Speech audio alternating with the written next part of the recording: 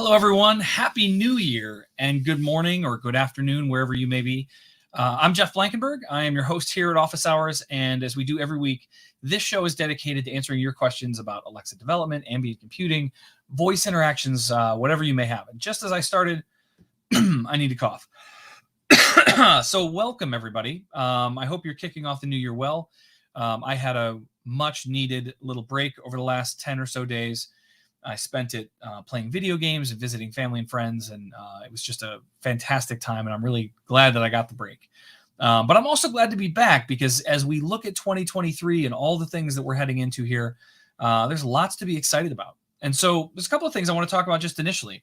The first is our team, a lot of the Alexa team today, is in Las Vegas for the Consumer Electronics Show, CES.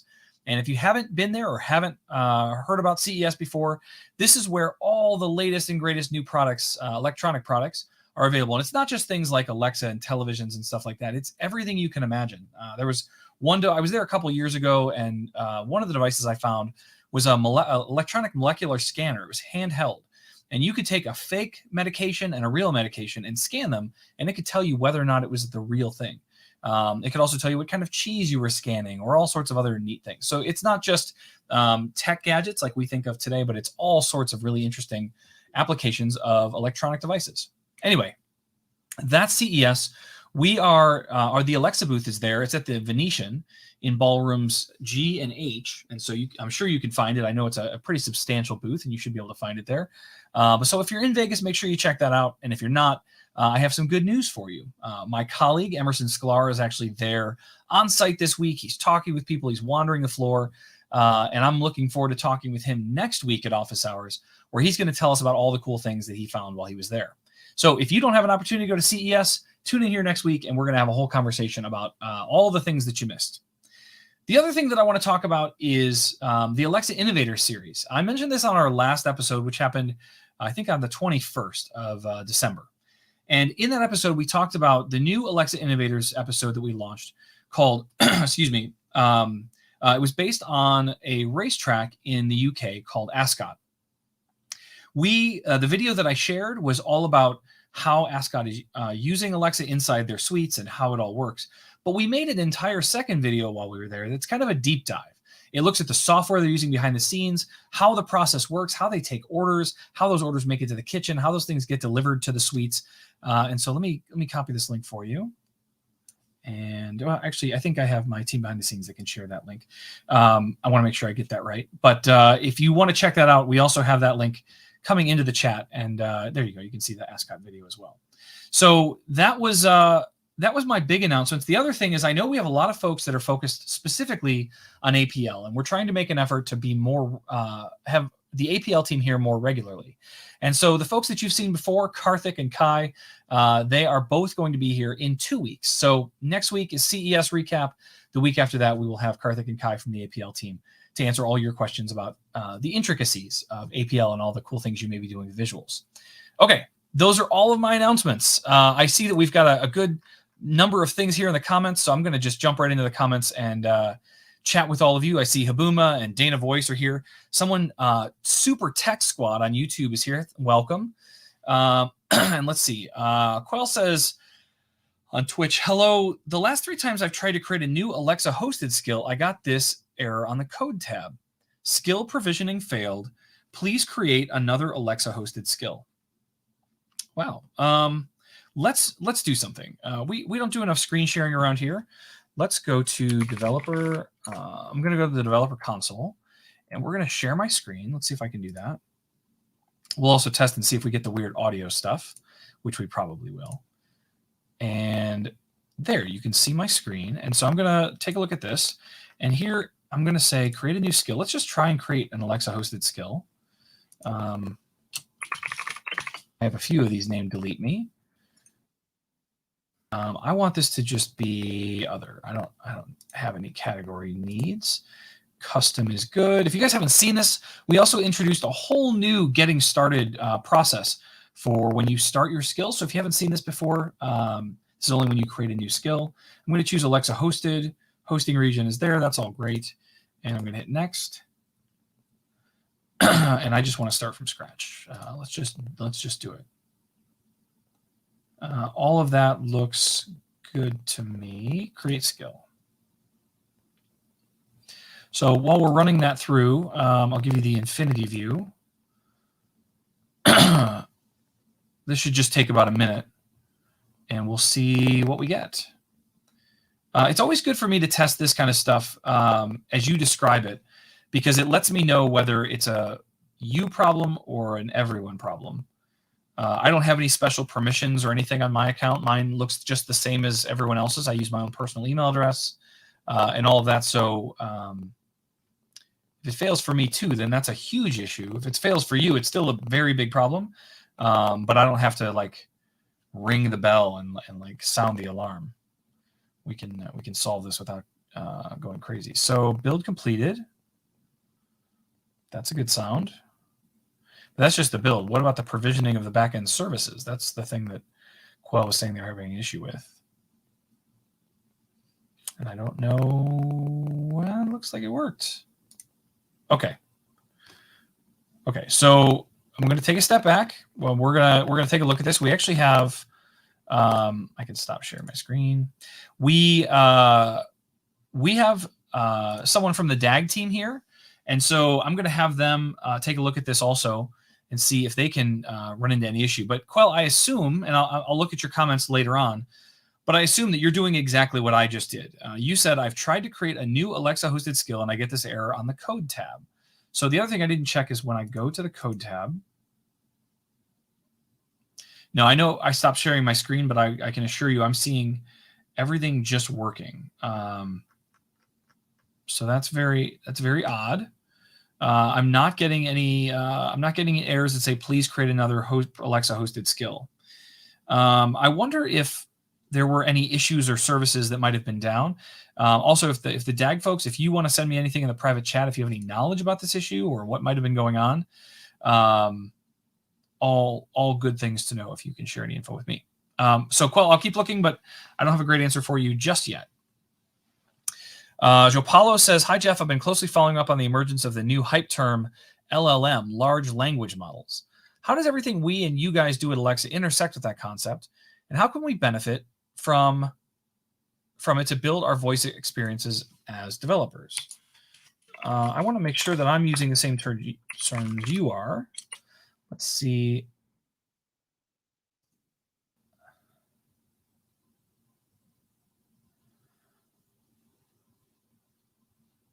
Are you talking about anything specific? Like, are we giving examples of large language models that exist out there today? Because there's a number of them, but I don't have any. Again, this question falls into one of those. One, I'm not entirely clear on what you're specific. I mean, I know the term large language models, but I don't know if there's something specific you're talking about. If you're looking for things like ChatGPT, or if you're looking for some of the medical dictionary terminology that we see sometimes. But I don't have a solid answer for you on your question, which is, how does everything we and you guys do at Alexa intersect with that concept, and how can we benefit from it in our voice experiences? I don't know that I have a great answer for you on that, but I'm going to talk to my science team, the Alexa science team, and see what their thoughts are on that. So I'm going to mark this one, Joe Paulo, as a question I want to follow up on. This is an interesting question that I think could have bigger ramifications, bigger conversations. And I want to make sure that I'm not misspeaking on behalf of Amazon. So we'll take a look at that. All right. Dana Voice says, let's rename widgets on the Echo Show to dynamic tiles, or something that can be searched and not returned all kind of non-related stuff. Dana, I assume that you're searching Alexa widgets like on Google, and you're finding a bunch of unrelated content. I don't know if I've searched that recently. So when I search Google for Alexa widgets, I do find our initial, like, what are widgets? And it's like user-based. It's not developer-focused content. It's how do I add a widget to my Echo Show? But widgets are an overloaded term for sure. It gets used by quite a few things. I just found an article about widgets for the Alexa app for the iPhone, because widgets are on iOS as well. So I like your idea. I don't know that we're going to rename it, but I think you've got something there. Gavin Watson and Jawwork and Lita Gemini. That's Amanda, for those of you that don't know that name. Data-driven skills, A Witters. Everybody wishing a happy new year. Happy new year to all of you as well.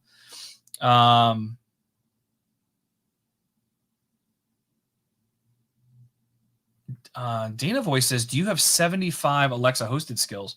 When I first saw this, I thought he was referring to my console because I have too many skills. I don't know how many I have in my list. It says I have, I scroll to the very bottom because I turned the pagination off. I have 79 skills. Not all of them are published, but I have 79 skills. That's a lot. Tapster is on his way to Vegas now. Tapster and I just talked this morning about CES and what they're going to be doing there. So that's super exciting. They have, right now, they have one of the only 3P widgets on the Echo Show, which is CookPad. And so if you guys haven't seen that, look in the widgets gallery. You'll find it there. Okay. Trade Less says, Happy New Year. If you're at CES, say hi to my teammates, Chris and Abby from the Games and Kids team. Those are folks from the Amazon Alexa team. But Chris and Abby are there from the Games and Kids team. Awesome. Manas Mahanti says, I'm hoping for an Alexa / Chat GPT-3 integration and a few IoT-based skills in 2023. It sounds like maybe, Manas, you're going to be building that yourself. You're on LinkedIn. That would be super cool. I'd love to see how that would work.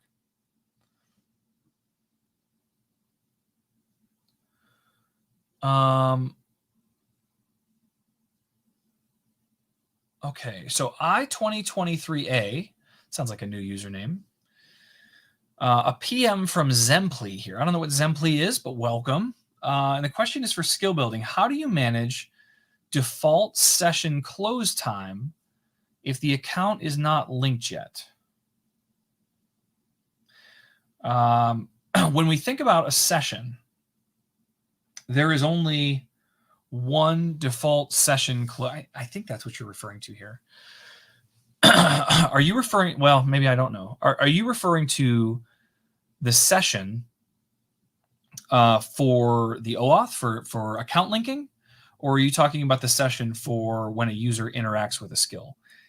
My inkling is that you're talking about the OAuth session, how long the token takes to expire if the account is not linked yet. That's a fantastic question. I don't know the answer to that one.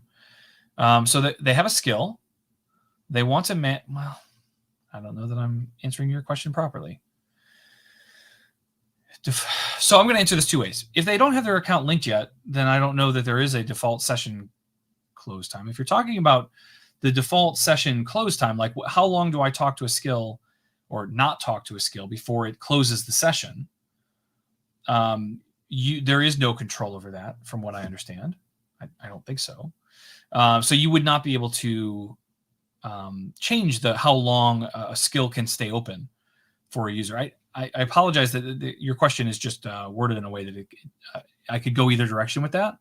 So hopefully we'll get some clarification here in a second. Dana Voice says, I predict / hope that widgets go public at CES. Me too. I don't know that that's true, but yeah, me too. That would be super cool. I suspect it's not. I think we would have already heard that news, but maybe.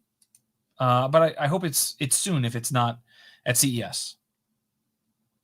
Gavin said, when I share my screen, the audio issue is still there. Oh, you did select sync. Okay, let's try that again.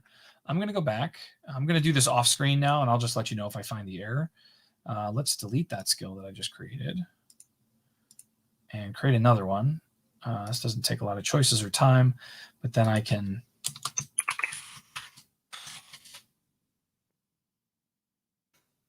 primary locale, and I'm going to choose other custom sync locales. I'm going to turn that on, see if that's the issue, and then hit next. Start from scratch, create skill. Okay, while that's rolling, well, I'll take a look. Data-driven skills is asking the question, and I want to make sure that I'm clear on this. I'm not declaring this. This is what data-driven skills is saying, which is now that Alexa is not supporting HIPAA skills, does that mean we can't create HIPAA skills, or just that Alexa can't support the HIPAA side of them? I don't know the answer to this HIPAA stuff, and I feel like I want to talk to my team about what the official perspective on this is, because I don't know enough about what's going on with HIPAA skills today to even support your statement that it's not supporting them. I want to make sure that I get that right. So let's give me a quick minute. Obviously not on this broadcast, but let me dig into that and see what I can find for you. So Quell, I am waiting for your skill to be created. I created a whole new one with the sync on. So we'll see what happens when that's done. And then I'll go to the code tab.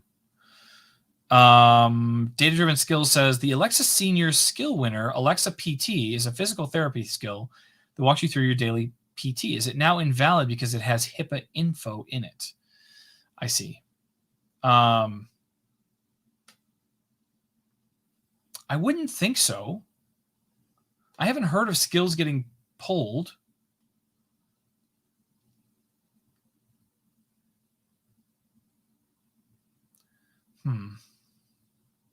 This new year has me stumped on a few of your questions today. I apologize. Things to follow up on, though. These are good. So Joe Paulo said, yeah, GPT chat is a good example of what I was talking about. Ariana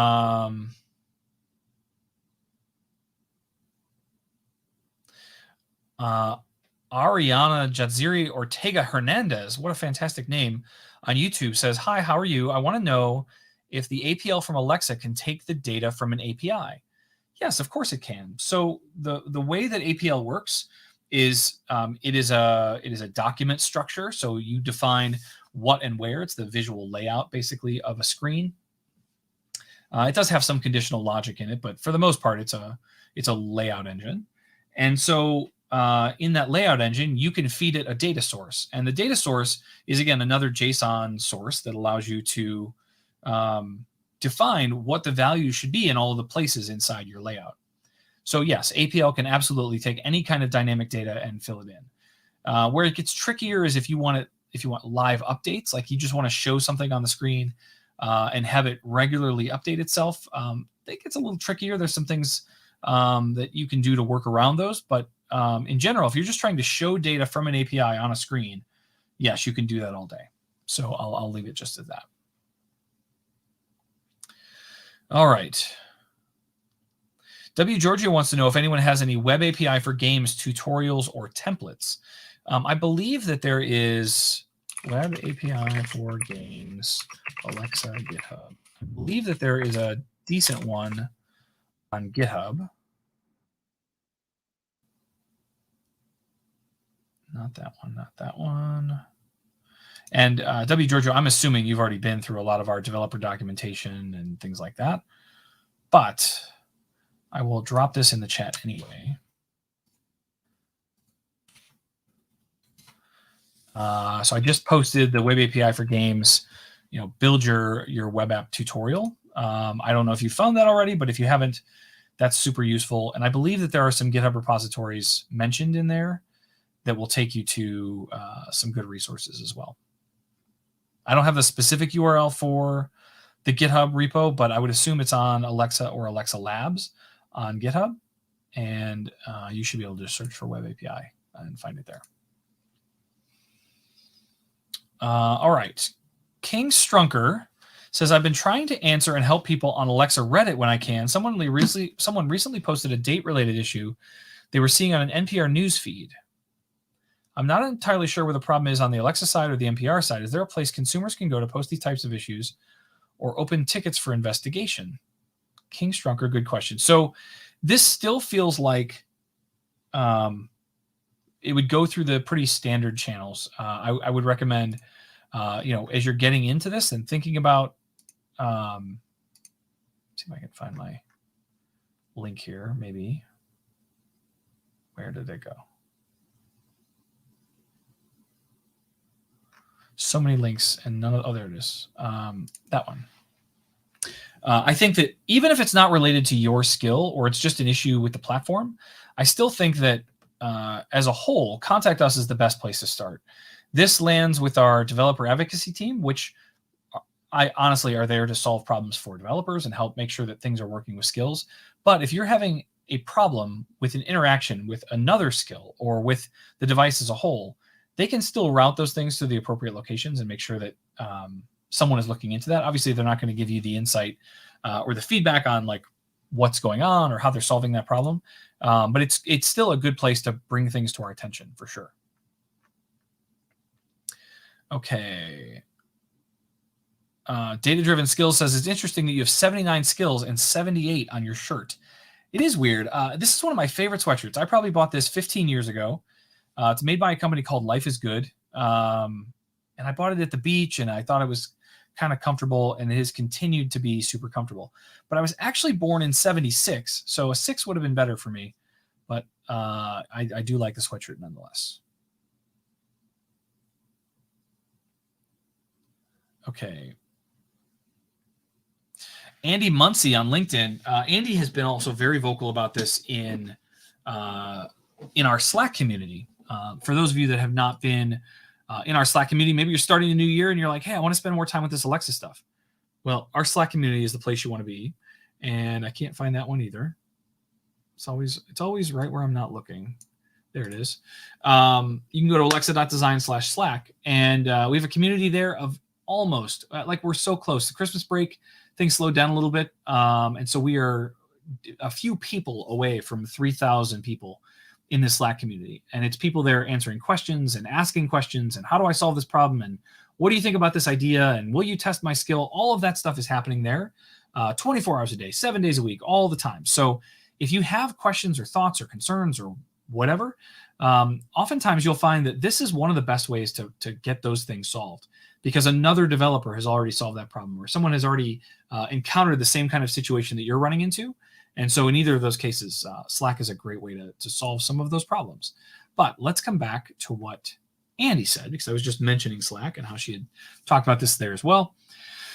2023, Alexa needs a shakeup. She's been an introvert who waits till she is asked for too long.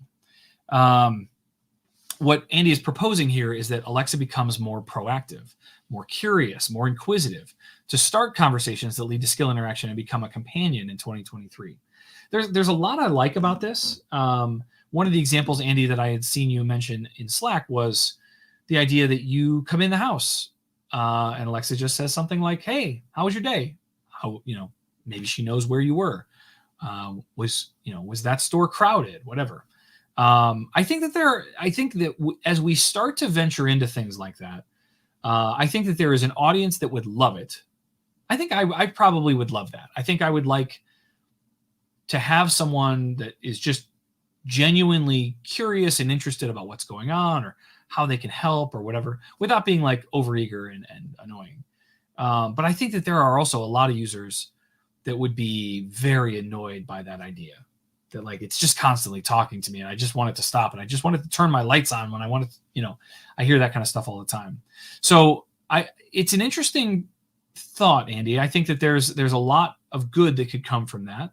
It would also be able to proactively get people into experiences that they may not have otherwise tried, or have new access to data or information that they may not have otherwise realized is there. But it's a really, it's such a delicate balancing line that the devices have to think about, because you don't want to annoy a customer enough to have them unplug it. And once they've done that, it's over, right? You've lost them.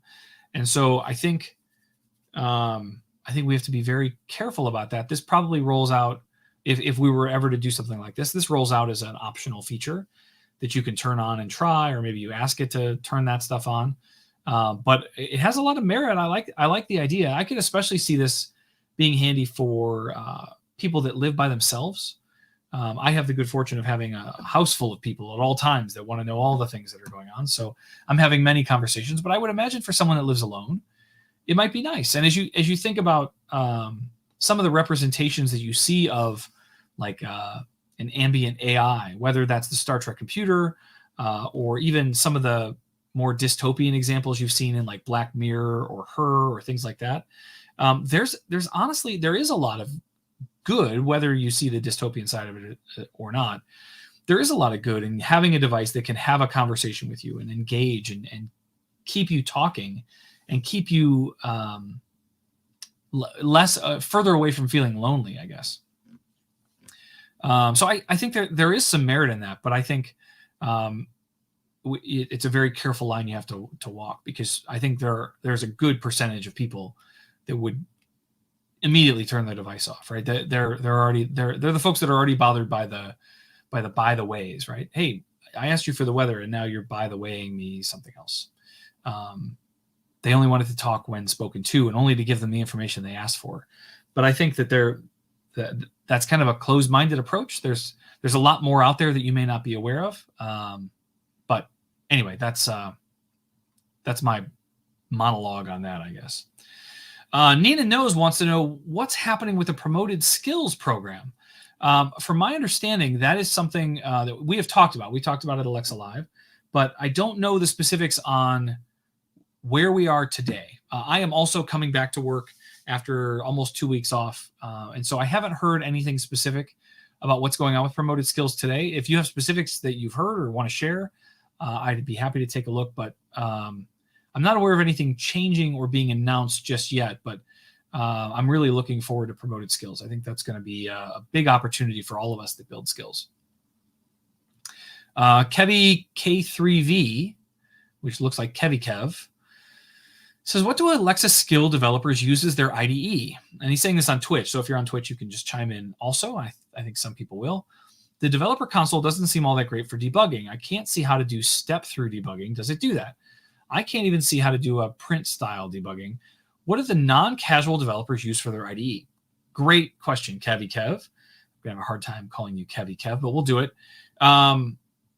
I use Visual Studio Code. I think a good majority of the folks here probably use Visual Studio Code as well. And one of the reasons for that is because there's actually a VS Code toolkit for Alexa, and we plug a bunch of stuff into that. But Kev, just so you know, it doesn't really matter what your IDE is. I use the one that you're happy with. But know that there is a command line interface, a CLI, that allows you to manage and manipulate your entire skill process. So you can write all of your code locally. You can do debugging. You can do step-through debugging if your IDE supports that. You can also do all of your deployments directly from your local. But this is actually a good opportunity for me to talk about a project that I'm working on and how you guys can tune in and see some of this stuff happening. And so, like I said, I use Visual Studio Code. I'm using the CLI behind the scenes for a lot of the things that are happening there. But starting this year, I am going to be going live, doing live coding, basically, of an Alexa skill a couple of days a week.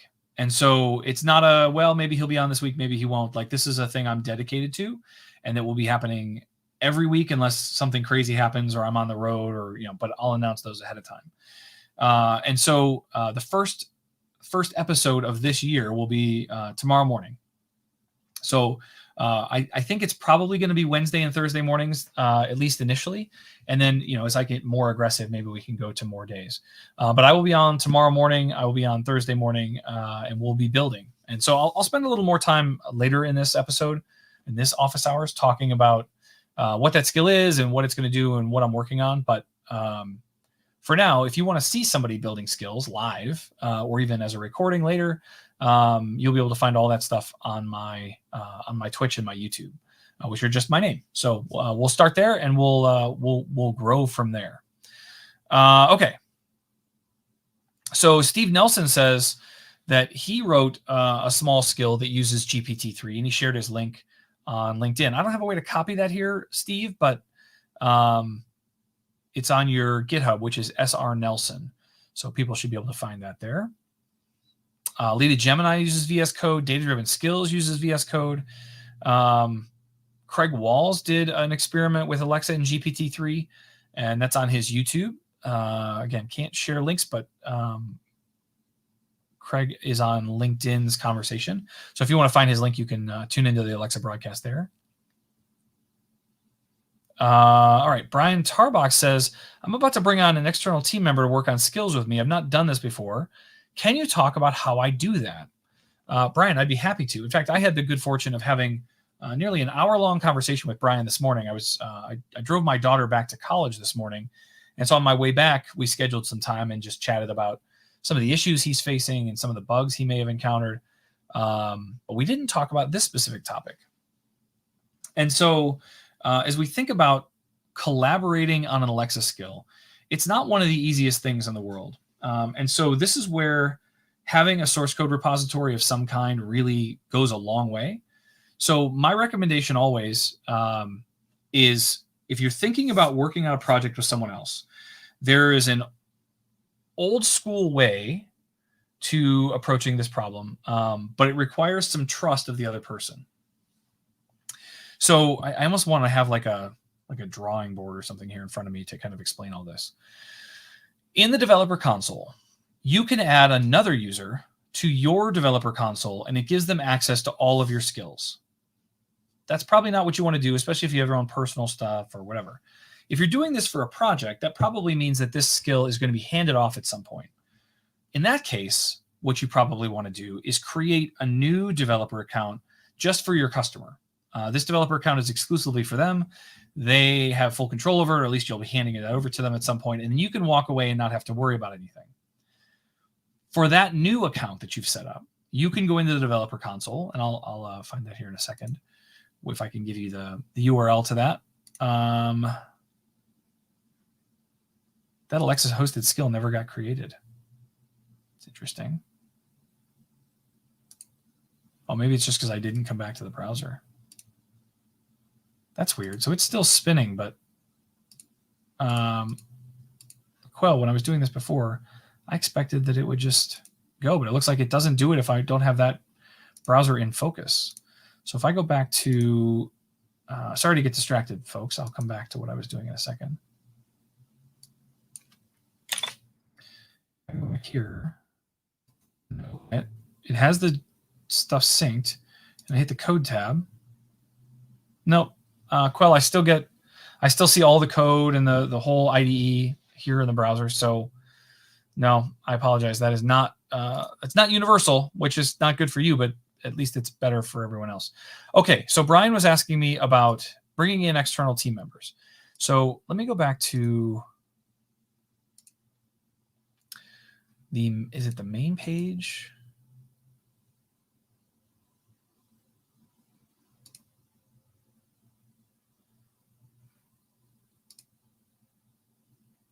What did I just do?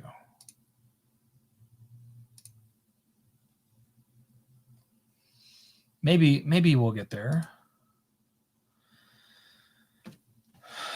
Two-factor authentication. Give me 1 second. One.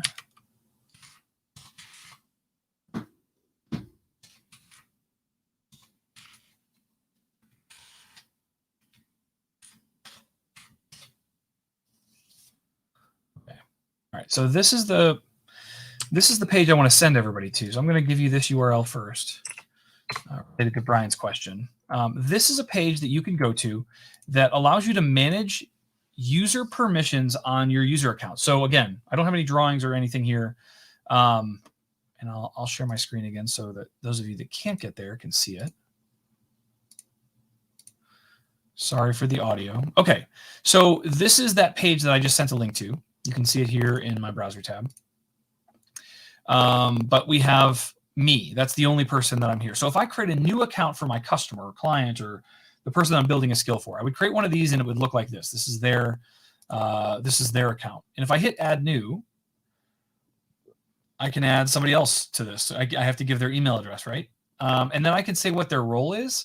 These don't have a ton of differentiation for the most part. I mean, there is some, but it's not a ton. And so I could say, oh, this is another developer. Well, maybe you add yourself here, right? So you have a developer account and you want to be able to work on their skills. So you would just add yourself here. You could add that third person as well, the person you're collaborating with. And each of you could be marked as a developer on this account. What this allows you to do later is remove yourselves and leave this alone for the customer. But this doesn't solve all of your problems. Where you need to start is with something like GitHub, some kind of source code repository that allows you to contribute code and push it in and have branches and all the bells and whistles.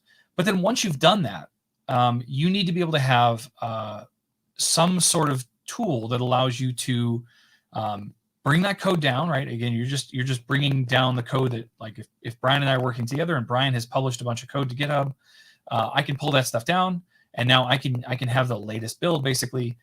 Use that latest build, build some stuff of my own in the new branch. When I feel like my stuff is done, I can commit that back to the main branch, and we're off and running. But in order for me to run the skill and test the skill and do all the stuff here in the developer console, I need this kind of access. The trick here, and this is why I don't recommend doing this with your personal account, is that if I add someone to this screen, they not only have access to my one skill, they have access to all of my skills. They have the ability to edit, change, and delete any of those things. And so it's very important that when you go through this process, that you trust that person to not go destroy things. If it's for a customer like I just described and they don't have any skills yet and you're just working on the one that's here, or maybe you're adding a second or a third one or whatever, then I think all of this works just fine.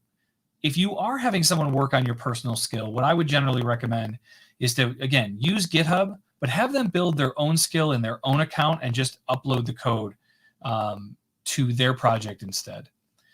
Because this side right here can get a little dicey, and it just concerns me that someone that I've given access to can come in and get all of my skills or delete them or whatever. And there isn't an easy rollback for a lot of that stuff. So that is the only reason that I offer that kind of advice here, and hopefully that helps. But that's the big thing for me. If you want if the other person you're working with wants to be able to use the testing tools and the stuff that's in the browser, or be able to talk to it on a device, you've got to give them that kind of access. So that's the only thing I'll share there, but that's kind of my perspective. QU311 Quell wants to know, what are my 2023 technology predictions? Whew. I wasn't prepared for this. So I've been giving a talk. You can find it on YouTube. It's called The Future of People. That includes a lot of predictions, not specifically for 1 year. I think that where we are today with AI, the next 1, 5, 10, 20 years are going to be very hard to predict. At least with any accuracy. Something I think might happen this year might take 5 years. Something I think might take 5 years could happen this year. But I think that what we're going to see is the democratization of AI. It's not just going to be for cool experiments like ChatGPT or like, why am I forgetting? Like DALL-E that generates images based on text commands. Those are fun experiments, but they're not pervasive. If I sit around a Christmas dinner and tell my parents about those things, they'd have no idea that they even exist. But I think that what we're going to see is that AI is going to start to creep into all aspects of the things that we do. And in some cases it does, right? If you think about the way you see ads or the way that you shop for products, there's some form of artificial intelligence behind the scenes making some big decisions for you, if not just a really robust algorithm. But when I think about the big things that are going to happen probably this year, I think that where we're going to start seeing AI is in the places we don't expect it. I've mentioned many times that I'm a baseball card collector. And as a result of that, I want to keep track of my collection. And I've talked with hundreds of hundreds of card collectors about how they manage and maintain their collections. And most of them, it's Excel. They have just a simple spreadsheet that they keep track of the stuff they have. And there's no meaningful way to keep up to date with, for example, how much a card is worth. Often that's measured in the industry by the most recent eBay sales. If you go look at eBay and see what people are buying a card for, because you can see past sales, you can get a good feel for what a card is actually worth, because that's what people have actually paid for it. But nobody's built a really robust tool that harvests and can get into all of that data. And so the reason I'm going on this baseball card path is because I recently just found an app that allows me to aim my camera at a baseball card, and it will not only tell me what card it is, right? I'm not taking a picture. I'm not uploading. I'm just literally, it's scanning the card like a QR code. And it's able to tell me what card it is, all the metadata about it, number, player, team, all that stuff. It's not just reading the face of the card, because if I only show it the front, it doesn't know the number of the card, but it does know. So they must have a pretty robust database behind the scenes that this AI is tapping into, but it's using computer vision to recognize the card, map that back to a record in a database that has all the other data. And then I have to imagine for the pricing side of things, they are tapping into some public data sources like eBay or something else to be able to funnel me that kind of data. And then they allow me to mark that as like, hey, add that to my collection. This is a brilliant application of computer vision, of AI, of machine learning. But it's not for people that are tech-minded, right? And I think that's going to be the big shift this year, is you see things like ChatGPT and the way that the education sector is freaking out. I think that we're going to see more and more of those kinds of things, right? Longer term, actually, I don't have the book down here, but there's a book called AI 2041. I literally just started reading it. I haven't even gotten into the first story. But the whole idea of the book is they had an author write some science fiction, science reality stories about what AI is going to look like over the next 20 years. And they're not meant to be dystopian. I think in many cases they take the dystopian part of it away, but they really explain what life could be like with this kind of technology in our pockets. And it's exciting. I think that there's a lot of good that's going to come from a lot of this. Right, we're going to solve a lot of problems. We're going to make a lot of things easier and more robust. I've in my Future of People talk, we talk about things like how AI has proven itself time and time again to be better at some of the hardest intellectual games like Go and chess. It's way better than humans anymore. It's not even beatable. We talk about medicine and how doctors are very good at diagnosing specific conditions like cancers, but AI has proven to be better at it. There's lots and lots of those kinds of things that I think we're going to start seeing patients potentially asking, hey, did you consult with AIMD or whatever it's called? Has any AI looked at my case record? I'd like to make sure that they look too. And we're talking about minuscule differences, right? But when we look at how doctors are recognizing specific cancers, they found that AI, based on image analysis and case record and family history and a number of other factors, is able to predict that kind of stuff better. So this has been a long monologue for me, but this is a really important topic to me, because when I look at the media and what's happening when they talk about things like AI, all we hear is the negatives, right? We talk about how AI is going to be powering autonomous vehicles, and all we hear about is the car accident that happened. But we don't hear about the hundreds of thousands of miles that were logged that completely safe, right? We hear about how something like ChatGPT is going to destroy college and education, because how will you ever be able to know if a student wrote their own paper if an AI can write it uniquely every single time? I think that there's a lot of factors like that come into this that are just the negative gets spun because that's where the eyeballs are, that's where the ads are, all that kind of stuff. But I think that there's a lot of very exciting things to come, and it comes from applying AI in places where consumers find the utility in it.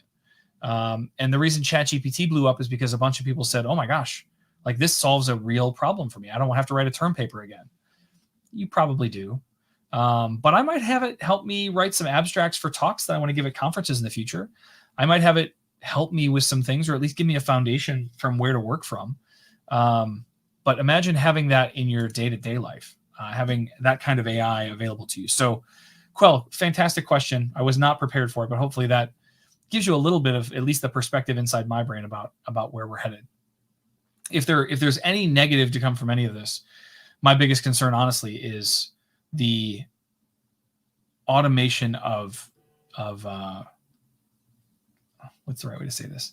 The automation of some jobs.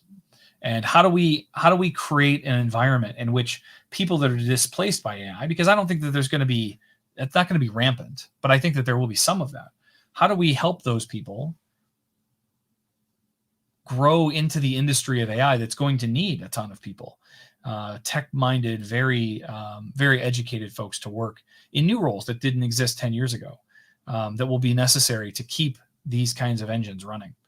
Anyway, long thing. Hopefully you guys got a little something out of that, but hopefully that was a little helpful. Okay. Kevs, do most people use VS Code? If so, is there a good forum where those people gather? Kev, the thing I would recommend more than anything is Slack, which I still have here on the screen.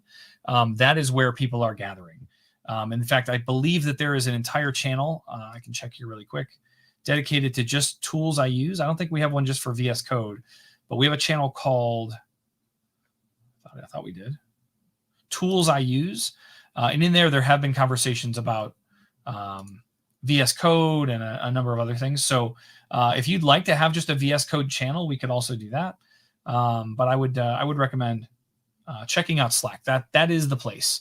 And if there's not a place for your specific conversation, we can make one of those too.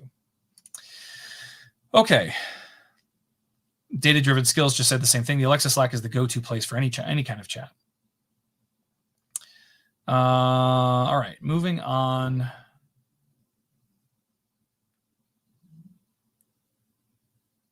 Scrolling through questions. Another conversation about VS Code. VS Code is your friend for Alexa development, and with the Ask SDK local debug library, you can even run your skills locally and debug in VS Code with breakpoints, inspection, etc. I've been putting off creating a demo video of how to do this because it comes up so often. Maybe I'll make that video this week if I find some time. Habuma, that'd be awesome. And make sure, Habuma, when you post new videos, I think I'm subscribed to your channel, but I don't know that I'm paying enough attention. Send me a link. I'd love to share those around and make sure people see them. ChatGPT 3 creates some pretty good Alexa code samples, even APL, says Frank on YouTube. Has Amazon considered a similar interactive code sample generator versus static samples? Frank, we've thought about a lot of this stuff, and I think that the problem is you end up with a finite set of resources and an infinite number of things that you want to do. And I just don't think that that's been prioritized, but it's a fantastic idea. And another thing that will add to my list of things I will beg our product team for. Great idea, though, Frank. Malero says, is there any news on skill promotions and SDAP being launched? I've been seeing promoted skills on my Echo Show. So, Malero, I think that there was a very small subset of people selected for promoted skills, but I don't believe that it is launched yet. And so that news should be coming very, very soon. Gavin Watson would like to see voice assistants being a bit more cheeky and sarcastic. I guess the only problem with that is that when the assistant doesn't fully understand you or you get slightly wrong with the recognition. Yeah, I think one of the other issues that we run into there is that you want the assistant to be a little cheeky and sarcastic with you, which then also assumes that you probably would want to be a little sarcastic back. And sarcasm is one of the hardest problems in voice and chat AI. I mean, you're really saying exactly not what you mean. And it's very hard, even with emotion detection and a number of other factors, to really get a good grasp on when something is sarcastic and when it's not. But that being said, I think it would be interesting to add a lot more personality. And you'll find that as you ask Alexa for specific things, sometimes she is a little sarcastic with you, or a little cheeky, as you said. Cheeky is not a word we use terribly often here in the United States, but I know exactly what you mean. Okay. Okay, so Quell says, I was able to create my skill today just now. Thanks for testing. It was not working yesterday. Well, if you run into that again, please let me know, Quell. I'd love to be able to escalate that.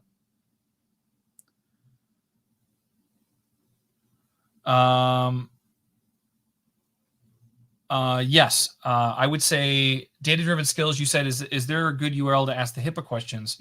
I still think that the HIPAA question should go to Contact Us, which is around here somewhere. I don't know why I'm losing track of these. Contact Us, I would just squarely ask them that question.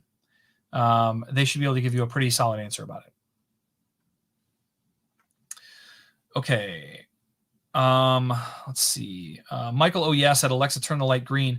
This is a reference back to when I used to have a light bulb behind me that you could change the colors just by talking to your device. There was a skill that you could do that. I really should get back to work on that skill. That was kind of fun to do. Quell, here's another good question. So the question was, why does the default index.js, which gets created in the cancel and stop intent handler, not have a with should end session true? Primarily because you don't need to send that. If you're using the SDK, you don't have to specify should end session. If you don't provide a reprompt, should end session is assumed. This is one of those hidden like magic tricks behind the scenes. But if you look at the stop handler, you'll notice that it has a speak prompt, but it does not have a reprompt prompt. And so without reprompt, you don't have a session. The session closes. And so it is inferred by not providing a reprompt that you want that. If you provide a reprompt, it assumes that you want to speak to the user. And so it keeps the session open. But that is why you don't need to send the with should end session. That property is there in case you're not using the SDK and you need to designate those things specifically. But you do not need to, if you're using the Alexa SDK, the Ask SDK, you do not need to specify with should end session unless you're doing something odd. Okay.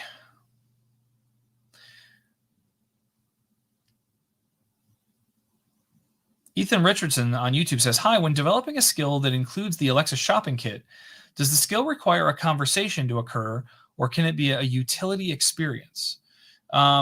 Ethan, conversation, again, is a very overloaded word. If you are using the Alexa shopping kit and you just want to build a skill that allows a user to buy one product, you probably still need to say like, hi, this skill sells product X. Do you want to buy product X? And then they can say yes or no and move on. The catch with this is that if you look at the documentation as well as the certification guidelines, I think that they probably say something along the lines of the skill cannot be designated for the sole purchase of purchasing. I think if the only thing the skill does is sells you a product, I think they probably would not certify that. It has to provide some other intrinsic value. I don't know that for sure, but that's my suspicion, and that's the direction I would point you in. Frankie also said on YouTube, you can make your skills proactive by using an Alexa routine triggered by sensors or person detection to launch your skill. I'm hoping that the Alexa routines kit will soon allow sensor triggering versus just time and voice. I agree, Frank. I hope that we see a lot more stuff inside the routines kit. That would be fantastic. But yes, you can use Alexa routines to trigger certain things, but it's tricky yet to be able to build specific routines that handle those kinds of scenarios just yet. Brian Tarbox wants to start a question with everyone here. Has anyone else seen a huge increase in the fallback intent as people got new dots and other devices for Christmas and asked first-party questions of your third-party skill? For those of you that haven't tried this or experimented with it, open one of your skills and then say, what time is it? Or what's the weather? Or set the volume to 10. Well, maybe not 10, 7. And see how your skill responds. This is what Brian's referring to, is that people are in his skill, his Premier League skill, and then they're asking for first-party experiences, which new Alexa users are prone to do. They don't know that they're in a skill or not in a skill. Okay.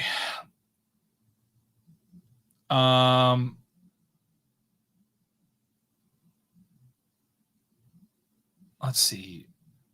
Malero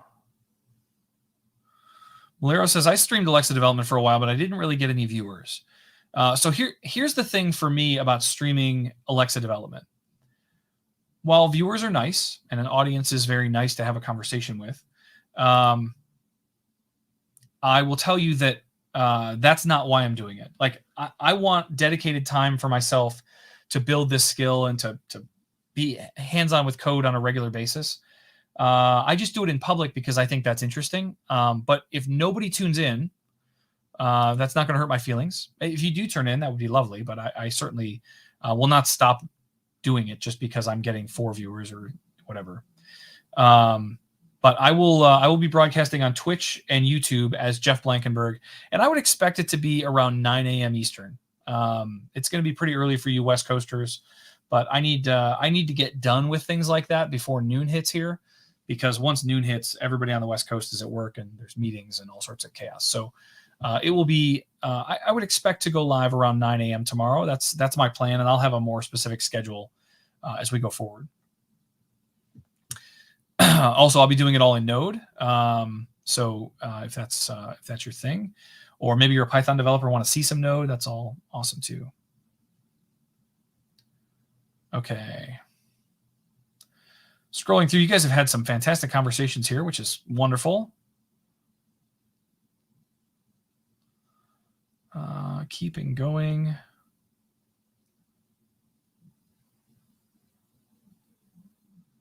TradeLast recommends Max Tegmark's book, Life 3.0, for an expansive look at the future of AI. That's always good. Malero said an AI dungeon would be amazing with Alexa, but I think it allows too many dark paths to pass certification. It's possible. It's possible. Data-driven Skills and Habuma are having conversations about their first PCs, TI-99, and what was the other one they mentioned? Commodore 64. Let's see. Winghaven said, hey, since there are a number of developers interested in this topic, can we get clarification posted to Slack so that we don't have to open separate cases with Contact Us? Yes, Winghaven. I'm assuming this is in reference to the HIPAA skills stuff. Yes, I'm going to get clarification on that, and when I do, I will post that to Slack for sure.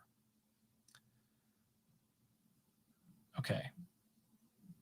My goodness, this has been a fantastic conversation today. We only have a few minutes left.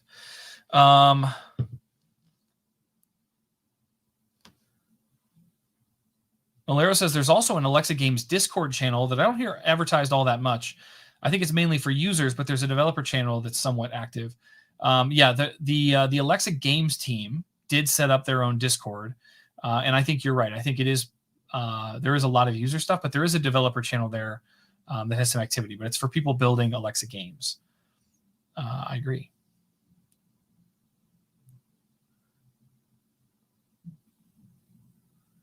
Frank, yes, I think when you see promoted skills and the word sponsored, you should expect those to be synonyms.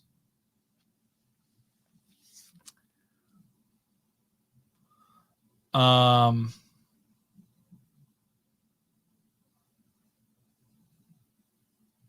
then Dana Voice says 7 a.m. tomorrow. Dana Voice, I don't remember where you're located, but yeah, 9 a.m. Eastern time is when that's going to go live. And we have a lot to redo with the channel and all sorts of other stuff. So we'll be evolving as we go. And then Brian Tarbock says, an example of not exactly sarcasm, I've thought about saying, do you really want to know if your user asks about a sports team that recently lost their most recent match? That's good. I mean, this is up to you as the developer, right? To be able to add that kind of personality. I think where it gets trickier is when we think about that kind of personality as the base personality, right? The first party experience personality. And you see this in things like the Samuel L. Jackson voice. He has more personality and kind of snark than you see in other things. All right. Data-driven Skills said, thank you for an awesome session, Jeff. Thanks as always. Hey, I really appreciate it. Anytime I can get you guys talking to me and to others, that's a win. So I'm really glad you were all here. We're going to call it a day. We got to the bottom of the question list. So thank you guys all for kicking off your new year with me. For many of you that are in the United States, at least, this is probably your first day back to work. And so it's always a pleasure to be here with all of you and share my thoughts and experience and learn from all of you as well. So I look forward to seeing maybe a couple of you tomorrow as I'm writing some code. But again, I totally understand if nobody shows up. That's not my primary goal. But with that, we'll sign off. Thank you guys so much. We'll see you next week with Emerson Sklar here to talk about CES. Take care, everybody.